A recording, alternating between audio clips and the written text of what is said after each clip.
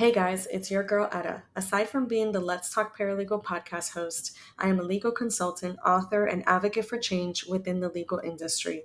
Every episode, we dive deep into the tools, strategies, and real world insights you need to succeed, featuring inspiring guests and topics that matter most to the modern legal profession.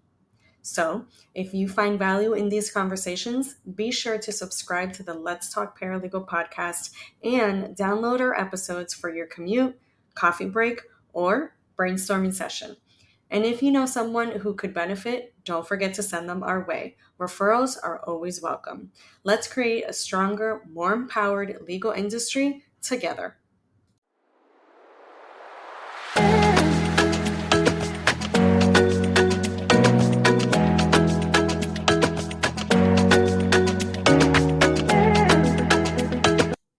In this episode, I speak with Nathan to discuss a vital topic of today's legal professionals, networking. Nathan shares his insights on why it's time for paralegals to step out from behind the desk, embrace connections, and unlock new opportunities for career growth. Whether you're looking to expand your professional reach or take your career to the next level, this episode is packed with actionable advice to help you break barriers and thrive in the legal field. Listen in for more.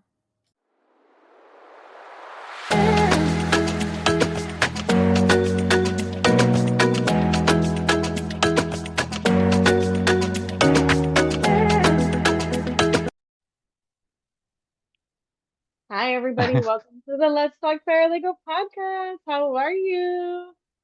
You know what? I'm just super excited today, even though for some reason, I go up and down, up and down, up and down. But, podcasting is my jam and I love podcasting. I love going to other webinars and other, events and conferences. And that's how I met Nathan. Nathan did an amazing job at InfoTrack.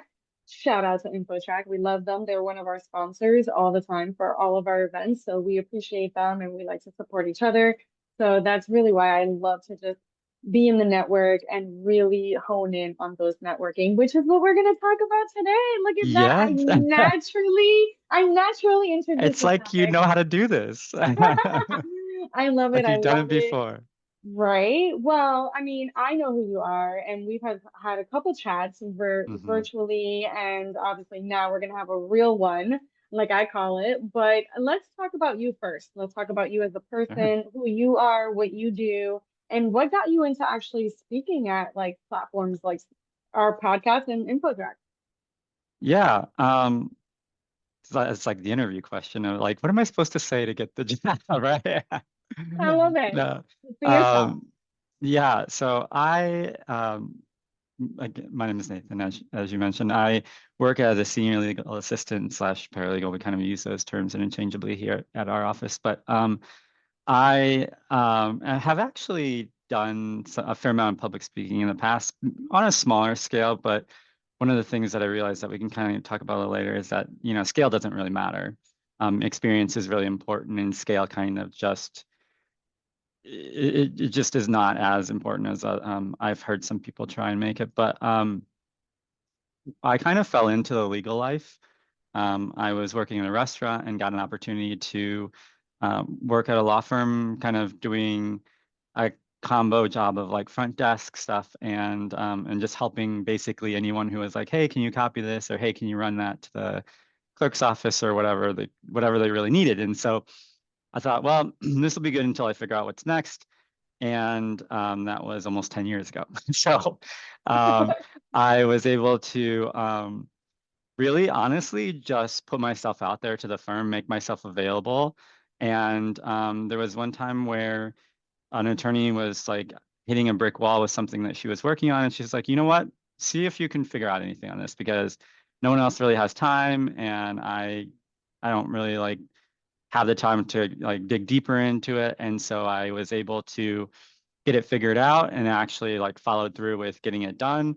And she just kind of started using me for various things from there. And then got the opportunity to move into this role when it came open because I had kind of been doing some of that stuff anyway. And so now I work mainly in litigation in trust and estates and also took on the role of assistant office manager. So just really continuing that theme of helping out wherever I can, making myself available, and just trying to fill the gap, which is really, I think what most paralegals do, but especially doing it in ways that I was not expecting to, even when I moved into this position. So that's what I've been doing. And as far as the public speaking, my firm actually did a really cool thing.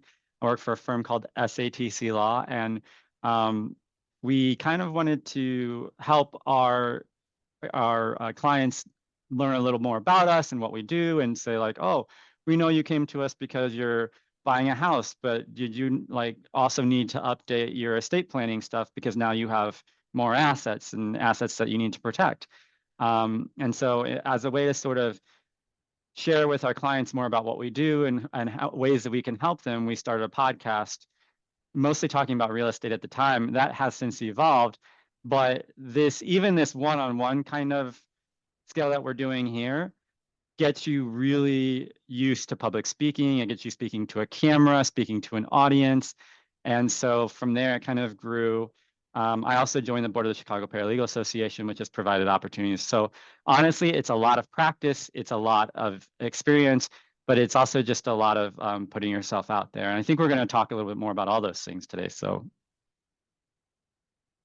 Right. I mean, that's really in a nutshell what we are going to discuss. So that was a great, overall introduction. So I appreciate that. yeah. And kind of similar to you, I was kind of thrown into this too. I opened up my own business and I needed to find a unique way to have an extension to the business so that I Mm, can be on platforms that my company normally wouldn't be on, right? So those open the doors, kind of like you.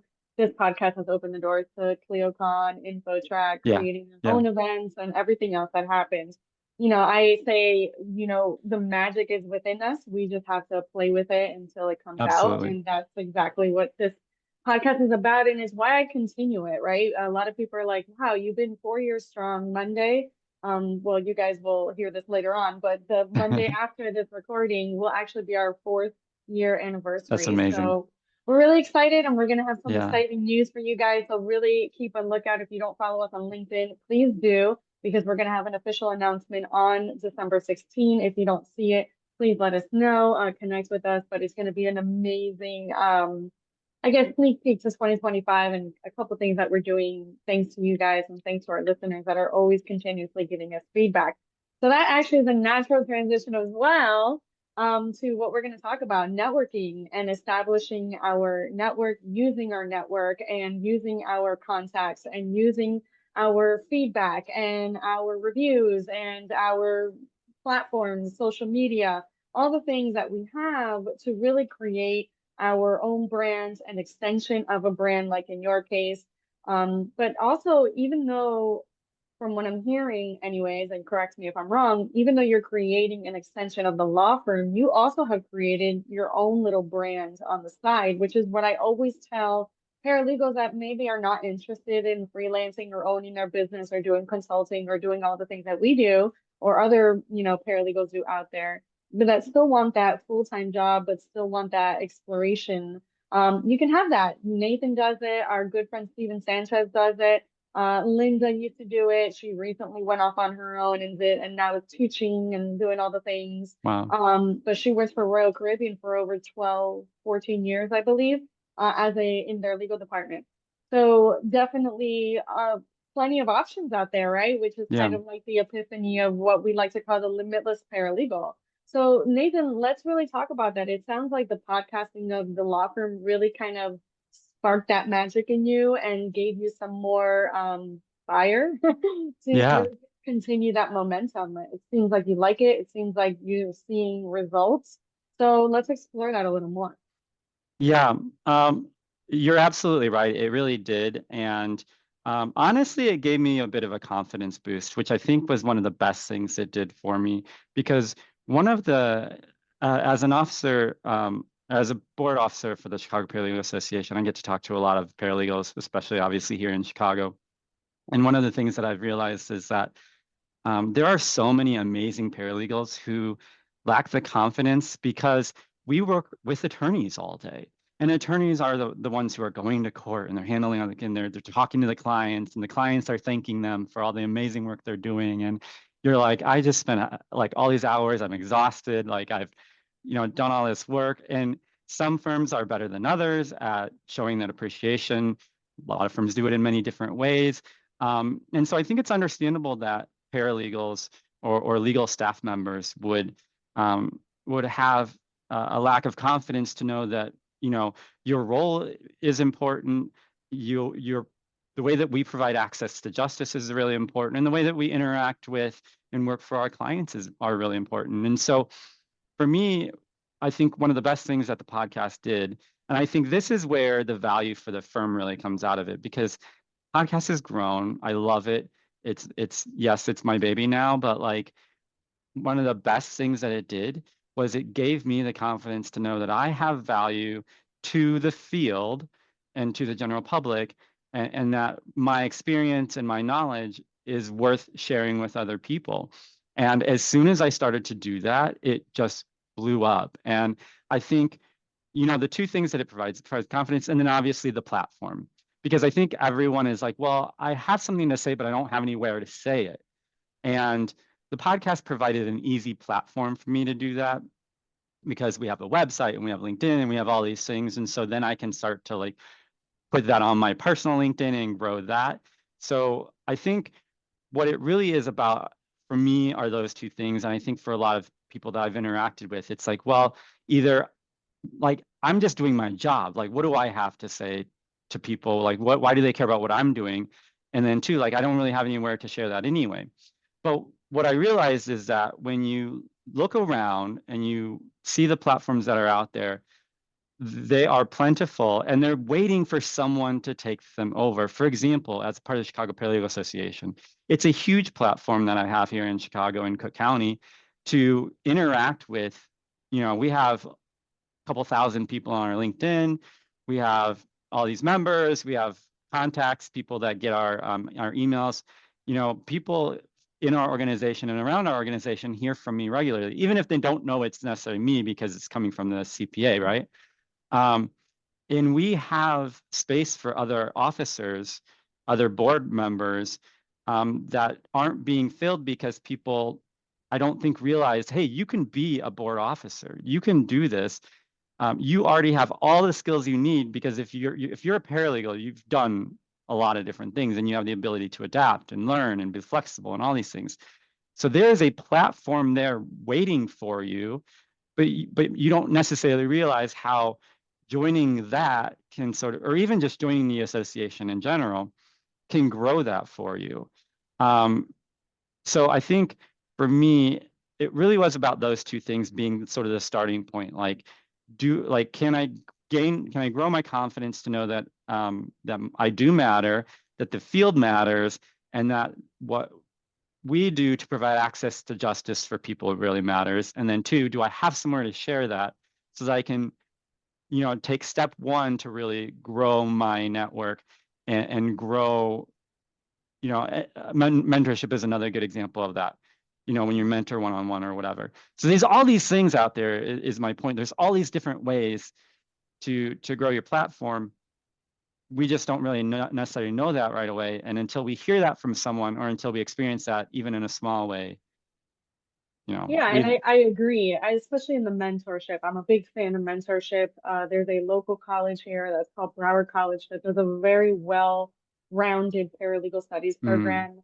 I wanted to join an organization where I saw value, not only for me bringing to them, but I know this probably happens to you when you're in the middle of a transition. You're like, wow, I'm learning something too, right? Yeah, And for yeah. me, seeing this, what I call quote unquote young blood, and that doesn't mean anything with age. It just means like they're fresh and they're interested and they're tuned in. And it's so great to have that energy back, right? Because you've been in the game for so long. You feel like you've done it all, said it all, and yet you can still get inspired by other people that don't, know as much or do, but in a different way, right? They bring it to you like in a different manner. And through these organizations, I was able to find my executive assistant now, and she has no experience in the legal industry. She's all about hospitality and hotels, and her background is very well-rounded in retail. And hospitality in general. But that's what I was looking for. I was looking for Yeah. something unique. I was looking for a diamond in the rough. I was looking for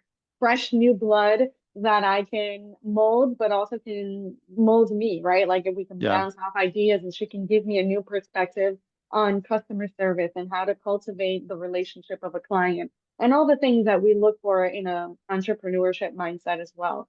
And Yeah, and so, what's really um, interesting about that, as you mentioned that, one of the things as I've been training people here at the office, one of the things that I found, it's actually training the legal stuff is actually really easy because it's written down, it's the law. We know like we work within these parameters, and there's ways to be creative in there, but you're training people how to practice law from a paralegal's perspective. So those things are trainable. What's not trainable are all the things that you just mentioned. Are yeah, you someone who's going to go out there and ask for the work, who's going to be very detail oriented, who isn't going to give up, who's going to, when you hit a brick wall, take a left turn, take a right turn, go through the wall, whatever you have to do. Those things you can't really train. And I think as you mentioned, mentorship, but all these other things that we've been talking about as well, that's how you train those things. That's how you hmm get better at those things. Because putting yourself out there, while it may be scary, the value is immense. It really is. absolutely. And I used to be, let's talk about this because I don't think I've actually spoken about this on the podcast, even though we're going on 4 years, and I'm kind of embarrassed that I haven't because I'm such a big fan of it. Insecurities. So Yeah. everybody sees me and they're like, oh my God, you're so confident. You walk in and it's radiant and your outfits are on point. And when I was at CleoCon, I would walk the halls. Nobody knew who I was, but my outfit called the attention and everybody would flock to me. And I don't do that for that. I do it because I wear outfits that make me feel confident, even though when I may not be. Especially on a platform such as huge as CleoCon, Yeah. where there's literally thousands of attendees. So, I of course I was nervous before I got on the stage, and especially when I saw that I was in the second main room and where I was on the schedule, and I'm like, oh my goodness, this is big time. I've made it. And so you get nervous, right? But as soon as my foot hit that first step, I was like, this is it. Like I blacked out. I had no idea what I said after that. Thankfully, it was recorded. My husband and my family were like, so what did you say? How did you do? And I'm like, I have no idea. I blacked out. I just said what I could. No, but obviously it was great. I had a standing ovation. I got to go back. Cleo just sent me an invitation. So obviously I did good, right? But hmm the self-confidence that I had to go through was my voice, which was Mm. literal, not like, the pitch of my voice. And that actually stems down through my childhood, right? I later found this out through a lot of healing and journey, and searching and a lot of therapy. But I was Yeah. wondering why I had such an issue being on the mic, speaking, even though I loved it, even though I was never afraid of actually speaking my mind and making myself known everywhere else. Why was I so afraid of being in front of a camera and recording? And it was literally the pitch of my voice because ever since I was a little kid, my entire family, the people that I love and trusted, always made fun of me because it was a very high pitched voice. And it Mm. wasn't later on in my life when I started actually singing, like I took chorus and I joined the choir at church and all that stuff. When I actually started singing is when my coach told me, hey, listen, you don't have a high pitched voice. You just speak from your nose and you don't speak from your throat. So if you by really taking the voice to your mouth and not speaking through your nose, you'll have a better sound coming out. And so I was like, oh, really? I was like, oh, okay. So I'm not weird. I'm not different. I'm just talking wrong, apparently. I don't know. So, anyways, I started doing that and I started, really emphasizing. And then I became self-conscious of it, right? And then it became like this little thing became this huge thing. And then at the end of the day, when I hit record, nobody cared about my voice. They just cared Right. about what I was saying. Yeah. Nobody cares about what you're wearing. They just care about what you're saying, the way Yeah. you say it, the authenticity, the way you're delivering it, the way you're storytelling it so that it can be ingrained in their minds and they can take it on and pass it on. And I don't know about you, but that was a big hurdle for me. And that was like the huge aha moment. It was in the middle of me writing my first like official book because I had co-authored before. And so it was in the middle of that. And I said, this is the story I have to share because I don't think just because it's my voice, it could be a lot of other things. Like you were talking about Oh yeah. confidence, you know, and the confidence and the way that we lose that voice or the way that we double question ourselves or whatever it is, Hmm. you know, Hmm. understanding that is really, it has to hit home with somebody, right? Like there is going to be a blind spot that you may not realize that can give you that power. But Yeah. on to bigger or better things. How did you go from podcasting for your law firm to going on other platforms?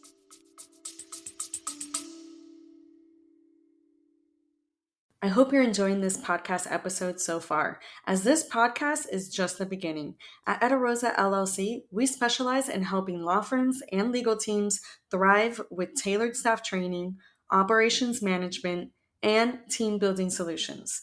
Whether you're looking to streamline your practice or elevate your team's potential, we're here to help. So visit www.ettarosallc.com. That's www.ettarosallc.com.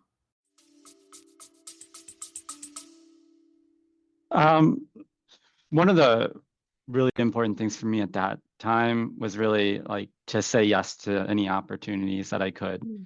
Obviously, I think there's going to be things that it's like, well, that doesn't really.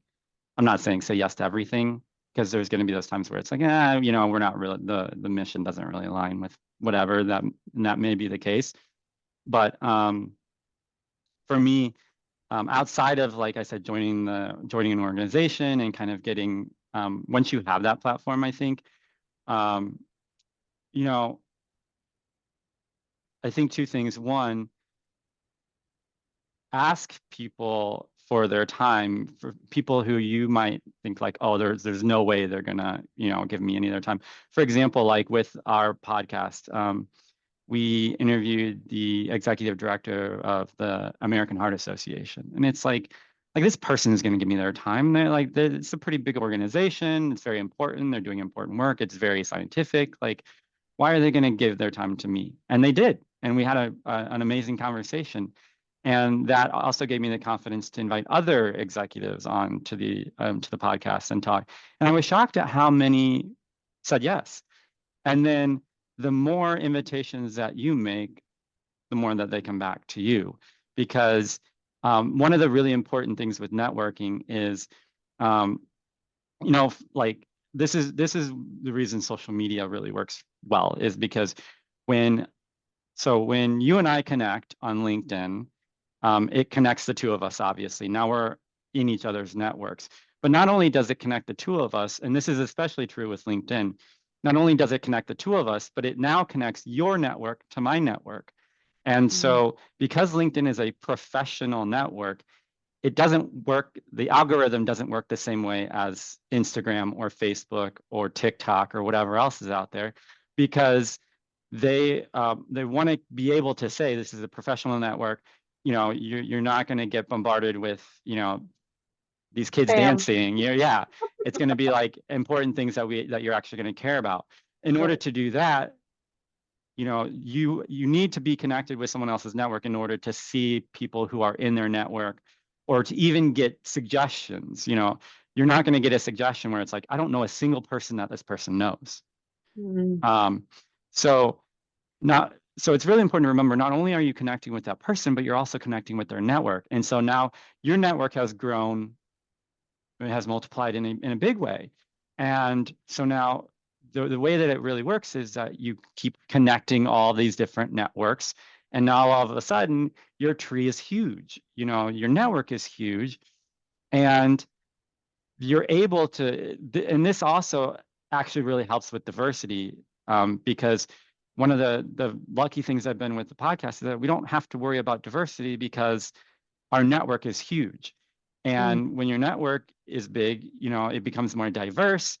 And when you seek out the diversity, it gets more and more and more diverse. So now, like, we don't even have to think about, well, we've had X amount of the same kind of people on podcasts this year, we got to switch that and make.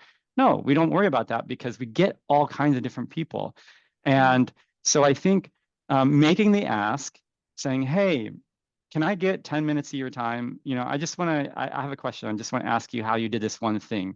Or, you don't always ask for like an hour, because sometimes people aren't going to have an hour. So they may say no just because they're busy, they don't have an hour, but say, hey, can I get 15, 20 minutes of your time to just ask you about this thing? And then most people are willing to give that. And then now you're starting to build your network, because I think the other important thing is authenticity. And so now you have an authentic connection that you can then continue to make additional authentic connections from. And then for me, it just came to be where the more I used my network to grow, to connect, to share with those people, then I got all these invitations from other people. I got to go to Vegas twice to speak at a conference, which was amazing. So super Oh, fun, great sounds conference. Like, fun. yeah. So I've spoken at, Legal Up, which is InfoTrack's national conference. And so, you speak to hundreds or thousands of people, depending on however many people attend your session. So many different things. And I have not applied one time to speak at these things. These are people who have come to me and said, hey, I saw, and that's how, we got connected. InfoTrack, was connected to the CPA. They saw me do a webinar. They asked me to be a part of something. I did that. Then they asked me to be a part of this other thing. And then that's what you attended. And now we're connected. And here I am on your podcast. So, It works. the power of saying yes is real, but also the power of just asking for people's time is also, that's literally how I grew mine. Yeah, absolutely. And it also works the other way around, funny enough, right? Like you were saying, you never apply to anything, they just automatically gravitate to you. And most of the time, that is very true for us for our podcast. But when I see Yeah. someone that I really want, so like you are one of them for this season, and there was I guess I have my wish list, right? Kind of like what Yeah. you were saying, like they'll Sure. never say that, right? So there are well, not artists, but two people that I really wanted on my podcast. And out of those two, I got one already. And I was invited to the Legal Talk Network. It was Victor Lee. Everybody knows I'm a huge fan of APA and the Legal Yeah. Talk. Yeah. And so I was able to go on a podcast that I listen to literally daily. So it was Amazing. great to hear myself on a podcast that I listen to and consume and, do all the things and talk to the person that I hear all the time. So Yeah. it was really cool to have that like, trifecta where that happens. So there is one more person, but I don't want to like put it out there quite yet. Because everybody's gonna look at me like I'm weird. They're not in the legal industry, but they are a fellow Miamian and they're doing a lot of good things in the Miami sector, but Mm, also globally. And so I wanted them to bring in like you were saying, a different perspective and not yeah. have not the same. I mean, we've done very well for the 4 years. We have done very well to mix it up a lot, because we do have a diverse audience. We have anywhere from a law student to a paralegal to a lawyer of, 10, 15 years, to startups, legal Yeah. professionals Yeah. trying to Yeah. start up their business. So, we attract a lot of audience, a lot of diverse background, and that's probably because of our actual topics and our guests. So hopefully we can attract a lot more if I get this one. So he's my 2025 goal. We've already started with his team because he's really big, he's super famous. Mm. So we're trying to like talk to the team and try to get them. So we finally got a response after 6 months of trying. And so we're waiting. Hopefully we can bring them on and Yeah. I can be like, I got you. Remember that day when I told you guys on Nathan's podcast? No. So anyway, but it's okay. Aim high, right? Yeah. And Absolutely. I think on the flip side of that, and I think this is where I was getting at with this story, is it's okay. No means new opportunity, right? Like Yeah. if they say no, don't be so hung up about it. Don't think it's automatically something about you. Like Nathan was saying earlier on in the podcast episode, it's more about where you're at and what is Hmm. aligned, right? So they're Hmm. probably Hmm. saying no because they don't not that they don't see value, but they don't see that it's aligned to their purpose, their mission, their brand, and Yeah. whatever it is, right? So that's why Yeah. before you reach out, make sure that there's something. It's kind of like when you're applying or you're seeking speaking engagements. You don't want to just talk to anybody. You Right. want to make sure that you're talking to the people that are actually going to get value from what you have to say and what you have to share, which I believe that's why the podcast world is so I guess not rated enough. I don't want to say overrated. It's not rated enough. It's not idolize enough, right? Yeah. Because it's Yeah. so unique, it's such a Yeah. niche. And the listener comes to you. You don't really have to Yeah. go to them. They'll search those keywords, and if Yep. you Hmm. align with what their purpose and what they're looking for, they'll listen to you and they'll become a faithful listener. And we've been really blessed. We've had about 5,000 faithful listeners since day That's one, awesome. and it continues to grow. We're very Yeah. excited about that. And success is like what you were saying is what you make of it, right? And there's a lot of other podcasts out there that are huge, like the Legal Talk Network and Sure. Paralegal Voice and all the other things. But in our little world, in our little niche, we've done pretty well for the 4 years that we've been on consistently. And I think Yeah. consistency, resilience, and perseverance are my three main lifetime words. And it's what I live by. You have to be consistent in anything you put your mind to. You have to be resilient for something that you really want in your life, whether it's good or bad or ugly, doesn't matter. And you have to persevere. You have to be Yeah. persistent. You have to persevere. You have to do it. There's just no other way to really get to the goals that you want. Now, we're towards the end of the episode. So this is usually where we ask our guests about any tips, any resources, any kind of take home work with you and really practice what we preach on the podcast. So, do you have anything to offer for our audience, obviously, in addition to everything that you've already said on the podcast? Sure. Yeah. I do want to kind of hit home on two things here. And the first one is when you're making an ask, know the difference between no and not right now. I think Mm, too many people here know when what they're really saying is this isn't the right time, but maybe another time. And they just let it go. And it's like, no, there's a difference between no and not right now. And if it's not right now, come back. Put it on your mm, calendar. Check back in 6 months through. I've had so many people who it's been like, I can't right now, but let's see if it opens up later because maybe my schedule's full or whatever. Or yeah, maybe they've got something going on, you've got something, whatever the case may be. Know the difference between no and not right now. And the second thing I would say is we all have insecurities. You mentioned your insecurities. For me, I'm an adopted kid. I was adopted when I was like very, very little. And one of the things, I I don't love know, that. for me, it's like when I was young, I was always trying to make sure I did enough to like stay with my family because there was one family who I didn't stay with, like for whatever reason, like they put me up for adoption, and so now I got another family. And so for a long time, I would just work hard enough to make sure that that family loved me enough to keep me. And then eventually, I came to realize I don't have to do that. Like I'm their son. Like we're good here. Yeah. But it's hard to get out of that mindset sometimes. Sometimes especially when you're starting something new. When I started doing the podcast, I didn't actually start with the podcast because I was like, there's no reason for me to be on a podcast. I'm not going to be good enough. I'm not going to know enough. I'm not going to whatever enough. Mhm. And um, over time, my people here were like, no, you can do it. We want you to be a part of this. You should be a part of this. And so finally I was like, all right, fine, I'll give it a try. And if it works, great. If not, like whatever. But um, but for me, like that insecurity kind of creeps in there at different times. And so that's something that I have to combat. And I do that through a lot of different ways. You mentioned in therapy, like I go to therapy regularly. I think that's great. I think people should do it. Um, but I think it's also one of the other important things is like you were mentioning this. They'll come to you. If people are coming to you, if people are signing up for your webinar, if they're listening to your podcast, they want it to be good. They want to get something out of it. They're cheering for you. They're on your team. They're not going in there saying like, "Oh, I'm waiting for them to screw up. Let me see how many times they say or like, or let me see if their, dictation is great or if they use proper English or whatever the case may be.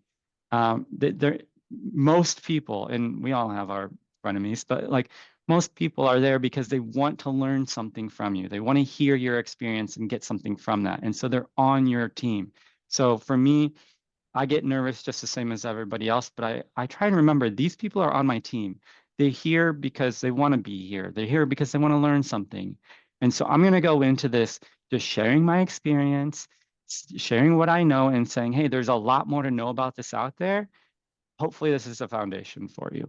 And most people will be a cheerleader. They may not be your loudest, they may not come back, but they're going to be your cheerleader in that time. And I just think that in our heads, we think people want us to fail, but in reality, people want us to succeed. And so I think as you start to put yourself out there, as you start to grow your network, I would say you deserve to have a network. You deserve to be heard. You deserve to be celebrated for your accomplishments and given grace um, for your failures that you learn from. Like you deserve all those things the same as anybody else. We deserve to be celebrated when our client gets a home run because you put in the work in that as well. And if our law firms aren't going to do it for us, if the attorneys aren't going to do it for us, let's do it for each other. Let's do it for ourselves because you deserve that. And and I'll close out with this because I think it has been one of the best things for my professional life is join an organization, join your local bar association. I don't know if people realize this, but in Chicago, you can be a member of the Chicago Bar Association without being an attorney. You can be a legal professional and be a part of the bar association. So join the bar association if it's possible. Join your local paralegal or legal association. We have Chicago Paralegal here. We have the Illinois Paralegal Association here. Two great organizations that you can join and just go to an event and hang out with people. And it doesn't need to be a big grand thing. You don't need to be speaking in front of 1,000 people because if you're helping one person, you're helping the profession. So just don't discount what you bring to the table and know that people are generally going to be on the sideline cheering for you and not cheering against you. Absolutely. And from what I heard there is create your community, right? Yeah. And that goes on all ends, right? Your professional, Yeah. your personal. My dad, there's a Spanish saying, and I'm going to loosely translate it. You're only as good as the 5 people you surround yourself with. Mm. And that for me has not been so strong and so present in my life than the last 4 to 5 years, because I realized that I could have gone south real quick. And I didn't because of those people that I choose to surround Yeah. myself, right? Yeah.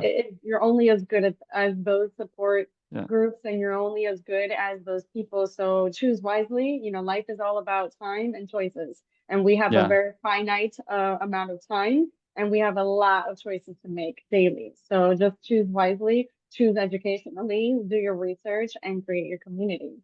Yeah, Is I'm really what guessing I at some point you kind of realize like you kind of realize like I can't fail. Because Yeah, if it takes off, that's great. And if it doesn't, I learned all of these things. I got all this experience and I'm going to apply that to the next thing. So it really is impossible for you to fail. It's possible for you to absolutely. move on to something else, Oh yeah. but there's a ton of value in what you're doing. Absolutely. Thank you so much, Nathan, for Yeah. that wise word. I feel like I was in my session right now. So thank you. All right, guys, until justice is served, thank you for listening. And until next time, bye.